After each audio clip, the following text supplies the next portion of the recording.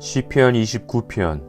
너희 권능 있는 자들아, 영광과 능력을 여호와께 돌리고 돌릴지어다. 여호와께 그의 이름에 합당할 영광을 돌리며 거룩한 옷을 입고 여호와께 예배할지어다. 여호와의 소리가 물 위에 있도다. 영광의 하나님이 우레소리를 내시니 여호와는 많은 물 위에 계시도다. 여호와의 소리가 힘있으며 여호와의 소리가 위엄차도다. 여호와의 소리가 백향목을 꺾으심이며 여호와께서 레바논 백향목을 꺾어 부수시도다.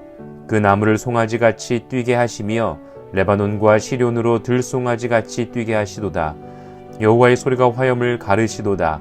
여호와의 소리가 광야를 진동하시며 여호와께서 가데스 광야를 진동시키시도다.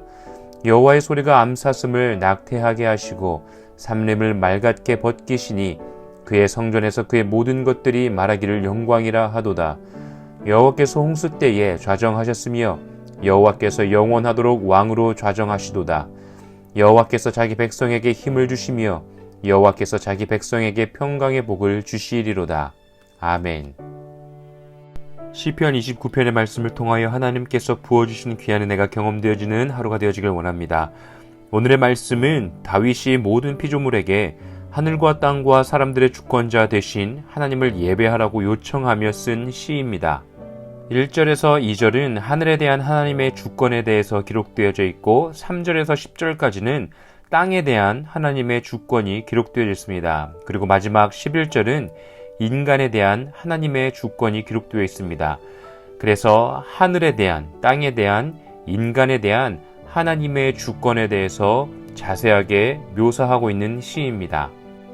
본 시는 자연 속에 드러나는 하나님의 영광을 노래하며 거대한 대자연을 조화롭게 섭리하시는 하나님의 위대하심과 놀라우심 앞에 인간이 얼마나 무력한 존재인가를 깨달으며 쓴 시입니다. 이로 인하여 온 우주 만물을 주관하시고 다스리시는 여호와의 권능과 영광 앞에 우리 모두가 겸손히 무릎 꿇어 경배해야 함을 강조하고 있는 시인 것입니다. 1절에 보면 이렇게 기록되어 있습니다. 너희 권능 있는 자들아, 영광과 능력을 여호와께 돌리고 돌릴지어다. 2절 하반절입니다. 거룩한 옷을 입고 여호와께 예배할지어다 라고 선포하고 있습니다. 권능 있는 자들, 능력 있는 자들, 힘 있는 자들에게 거룩하신 여호와 하나님, 만군의 여호와 하나님 아버지 앞에 겸손하게 예배할 것을 강조하고 있습니다. 아무리 권능 있는 자다 할지라도 여호와 하나님 앞에서는 아무것도 아닌 작은 존재인 것을 강조하고 있는 것입니다. 1절과 2절이 천상에 대해서 하나님의 주권을 찬양했다면 이제 3절에서부터 10절까지는 시선이 땅으로 내려왔습니다. 땅 가운데에 임하신 하나님의 모습을 묘사하는데 폭풍우와 우레소리를 통하여 하나님의 모습을 묘사하고 있습니다. 크고 강하신 여호와 하나님의 전능하심을 반영하고 있는 것입니다. 폭풍우가 이 땅 가운데 오면 우리는 아무것도 할 수가 없습니다. 우리가 그 자연을 조정할 수 없습니다. 여호와 하나님께서는 이 모든 것을 다스릴 수 있는 분이십니다. 5절부터 10절까지 기록되어져 있는 것을 보면 이 땅 가운데 임한 폭풍으로 말미암아 나무들을 송아지처럼 춤추게 합니다. 그리고 살림을 맑게 벗기시게 합니다. 이 모든 것들을 다스릴 수 있으신 분이 바로 여호와 하나님이라고 말씀하고 계십니다.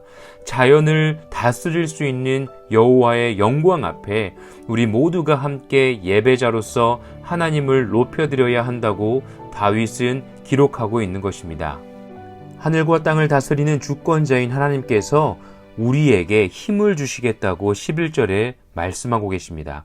우리에게 힘을 주셔서 하나님의 뜻을 우리를 통해 이루도록 하나님께서 역사하실 것을 말씀하고 계시는 것입니다.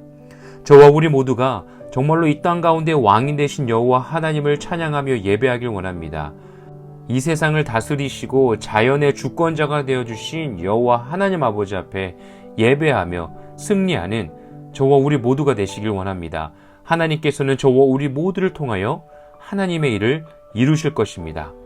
그 은혜를 함께 경험하고 체험하며 쓰임받는 주님의 자녀가 되시기를 예수님의 이름으로 간절히 축복합니다.